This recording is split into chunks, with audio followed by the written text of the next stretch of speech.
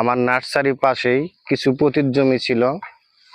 এই জমিটাতে আমি কয়েক মুষ্টি পাট বীজ ছিটিয়েছিলাম শাক খাওয়ার জন্য। তো শাক খেয়েছি এবং শাক খাওয়ার শেষে পুরোটাই শাক খেতে পারি নাই, শাক কিছু খেয়েছি আর পাটগুলো সাথে সাথে বড় হয়ে গেছে, আস্তে আস্তে বড় হয়ে গেছে।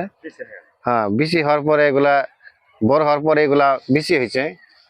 এই অনেক বিচি দেখা যেতেছে, প্রচুর পরিমাণে বিচি।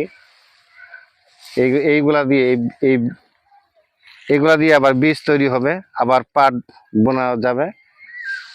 আর এই পাটের যে গাছ আছে এগুলা এই রান্না বান্নার কাজেও ব্যবহৃত হবে। আবার পাটের যে আঁশ আছে এটা রশি এগুলা তৈরি করা হবে। তো পাট আসলে শাক, এই শাকটাও অনেক মূল্যবান। এতে পটাশিয়াম আছে। এই পটাশিয়াম খেলে মানুষের হৃদরোগের ঝুঁকিটা কমে এবং কোষ্ঠকাঠিন্য কমে। তো পাট আসলে উপকার, সব দিকে উপকার। পাটের শাক খাওয়া যায়, আবার এনতে বীজ হচ্ছে, এই বীজ আবার পাট বোনা যাবে। আবার দেখা যায় এটা খড়ি রান্না বান্নার কাজও লাগে।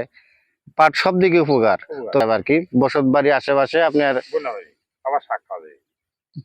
জমিটা ফেলে না রেখে এই শাক সবজি যদি আবাদ করেন তাহলে দেখবেন যে আপনার খাওয়া যাবে এবং আর্থিকও কিছু উন্নয়ন হবে।